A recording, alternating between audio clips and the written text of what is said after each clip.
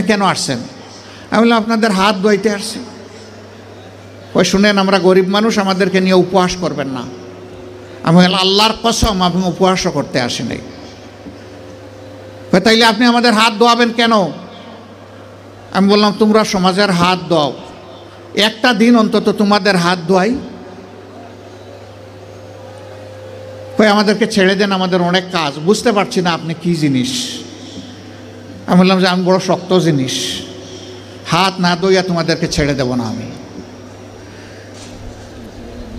রোদের মধ্যে ঘামতেছে, একজন রাগ করে বললো এই দে, ওনার এত শখ জাগছে, দে হাত দে, আমারটা আগেই দিচ্ছি।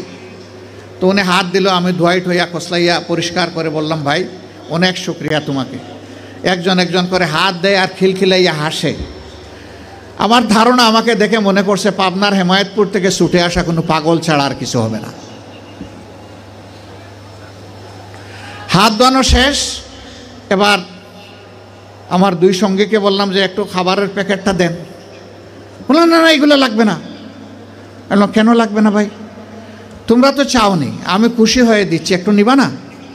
জি না জি না জি না, এগুলো আমরা।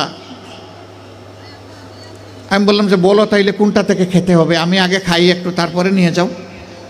তখন একজন বলে তাইলে ঠিক আছে দিয়া দেন। বললাম হ্যাঁ, দুনিয়া অনেক কিছু ঘটে। হাতে নিল, নেওয়ার পরে একজন একটু দীর্ঘ শ্বাস ফেলে বলল তাহলে আমরাও মানুষ। আমি বললাম কেন এই কথা বললেন কেন? জি না, আপনাদের মতো মানুষেরা আমাদেরকে মানুষ বলে না, বলে আমরা সুইপার, বলে আমরা মেথর।